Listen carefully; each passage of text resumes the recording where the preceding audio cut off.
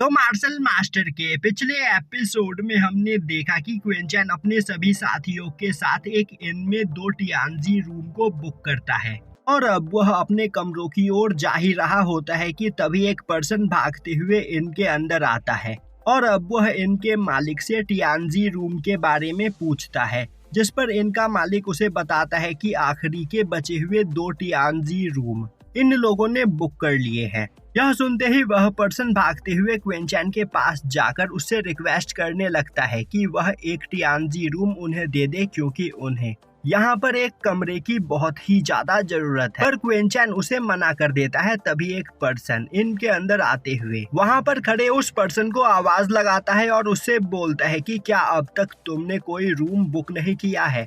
अब यह सुनते ही वह पर्सन बोलता है, मास्टर इस होटल में यहाँ पर बस 2 ही टियानजी रूम खाली थे, पर अभी अभी इन लोगों ने उन दोनों रूम्स को बुक कर लिया है, तो फिर क्यों ना हम टियानजी रूम को छोड़कर यहाँ मौजूद सुआनजी रूम बुक कर ले। यह सुनते ही वह पर्सन गुस्से में बोलता है, मैं जू फैमिली का मेंबर जूडी हूँ और एक बार मैंने जो चीज लेने का फैसला कर लिया फिर मुझे कोई भी नहीं रोक सकता है, तो यहाँ पर चाहे कुछ भी क्यों ना हो जाए मैं टियानजी रूम में ही रहूंगा। और अब वह क्विंचन की ओर देखते हुए बोलता है, मैं चाहता हूँ कि तुमने अभी अभी जिस टियानजी रूम को बुक किया है तुम उसे मुझे दे दो और इसके बदले तुम्हें जितना पैसा चाहिए उतना पैसा मैं तुम्हें देने को तैयार हूँ। यह सुनते ही उसका साथी उसे रोकने की कोशिश करता है। अभी जूडी बोलता है, मैं यहाँ पर मजाक नहीं कर रहा हूँ, मैंने फैसला कर लिया है कि मैं टियानजी रूम के अंदर ही रहूंगा। और अब वह अपने साथी से बोलता है, जीसुआन मैंने सुना है कि तुम्हारी फैमिली डीमन स्वॉर्ड सिटी में बहुत ही ज्यादा फेमस है, तो अपनी फैमिली की पावर का यूज करो और मुझे यहाँ पर टियानजी रूम दिलवाओ, वरना आज के बाद मेरी जू फैमिली तुम्हारे सू फैमिली के साथ कभी भी कोई भी बिजनेस नहीं करेगी। यह सुनकर जीसुआन और भी ज्यादा परेशान हो जाता है और अब वह क्विंचन से रिक्वेस्ट करते हुए उससे एक टियानजी रूम मांगने लगता है और बोलता है, मैं तुम्हें यहाँ पर डबल स्पिरिट स्टोन देने को तैयार हूँ, तो प्लीज तुम मुझे एक कमरा दे दो। अब यह सुनकर मास्टर जाओ बोलते हैं, ब्रदर क्विंचन क्यों ना आप इस पर्सन को एक कमरा दे दीजिए और आप और क्विंसू एक टियानजी रूम में रह लीजिएगा और मैं और नांगुआंग यहाँ पर रहने के लिए एक सुआनजी रूम ले लेंगे। वैसे भी यह पर्सन हमें डबल स्पिरिट स्टोन देने के लिए तैयार है, जिससे 1 महीने के लिए सुआनजी रूम लेने के बाद भी हमारे पास 3 मिलियन स्पिरिट स्टोन बच जाएंगे, तो इसमें हमारा काफी ज्यादा फायदा है। यह सुनकर जीसुआन काफी ज्यादा खुश होता है और अब वह मास्टर जाओ को थैंक्स करने लगता है। यह देखते ही जाओडी बोलता है, तुम लोग सच में पैसों के भूखे हो, पैसे देखे नहीं कि कुछ भी करने को तैयार हो गए, तो फिर क्यों ना तुम्हारे साथ जो लड़की मौजूद है उसे तुम मेरे साथ भेज दो, इसके बदले मैं तुम्हें 30 मिलियन स्पिरिट स्टोन दूंगा। यह सुनते ही क्विंचन गुस्सा हो जाता है और बोलने लगता है, आखिर ऐसा बोलने की तुम्हारी हिम्मत कैसे हुई, अभी हमसे माफी मांगो वरना मैं तुम्हें जिंदा नहीं छोड़ूंगा। अभी जाओडी बोलता है, आखिर तुम खुद को समझते क्या हो और आज तक किसी की भी हिम्मत नहीं हुई मुझसे इस तरह बात करने की। यह सुनते ही क्विंचन गुस्से में अपनी पावर को रिलीज करते हुए बोलता है, मैं तुम्हें 10 सेकंड का टाइम देता हूँ, अभी माफी मांगो वरना मैं तुम्हारे चेहरे का नक्शा बिगाड़ दूंगा।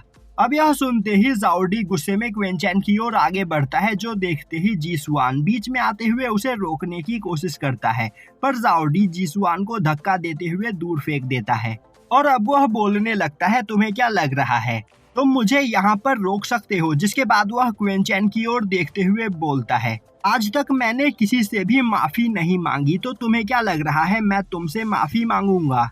तभी इनका मालिक आगे आते हुए बोलता है, मास्टर मेरे इनमें कई सारे गेस्ट रुके हुए हैं, तो प्लीज आप इस जगह पर शोर मत मचाइए, इस वजह से उन सभी को प्रॉब्लम हो सकती है। यह सुनते ही क्विंचन बोलता है, तुम्हें परेशान होने की कोई जरूरत नहीं, 10 सेकंड के अंदर ही यहाँ पर सब कुछ शांत हो जाएगा। और यह बोलते हुए वह जाओडी पर अटैक करने के लिए आगे बढ़ता है, जो देखते ही जाओडी भी अपनी पावर को रिलीज करते हुए एक काफी खतरनाक अटैक क्विंचन पर करता है।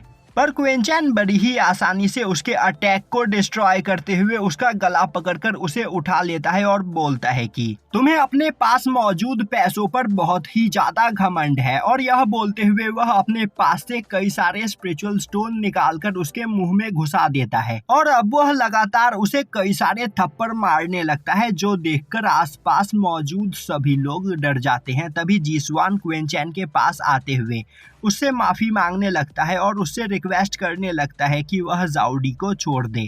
तभी जाउडी क्वेंचैन को पंच करने की कोशिश करता है, जो देखते ही क्वेंचैन दोबारा से उसे लगातार कई सारे थप्पड़ मारता है और उसे उठाकर इनसे बाहर फेंक देता है और बोलता है अगर आज के बाद कभी भी तुम मेरे सामने आए तो मैं तुम्हें जान से मार दूंगा।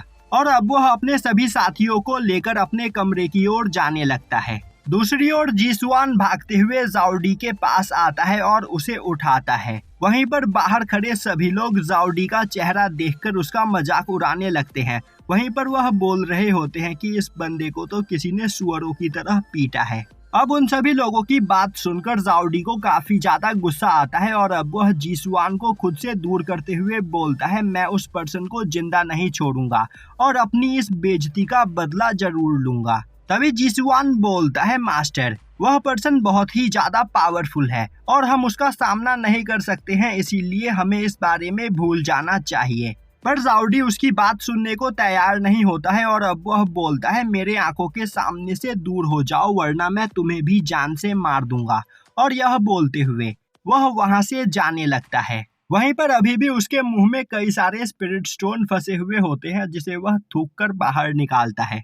अब वह चलते चलते एक जगह पर आकर रुकता है और सोचने लगता है मैंने कभी नहीं सोचा था कि मेरा सामना किसी इतने पावरफुल पर्सन से होगा। साथ ही साथ वह पर्सन मेरे फैमिली के बारे में भी जानकर नहीं रुका। तो अगर अब मुझे उस पर्सन से बदला लेना है तो मुझे अपनी फैमिली के पावरफुल लोगों को यहाँ पर बुलाकर लाना पड़ेगा। तो अब इस काम में मेरी मदद बस ब्रदर सुवांग ही कर सकते हैं। और अगर मैं उन्हें उस पर्सन के साथ मौजूद लड़की के बारे में बताऊं तो उस लड़की के चक्कर में सुवांग यहाँ पर जरूर आएगा।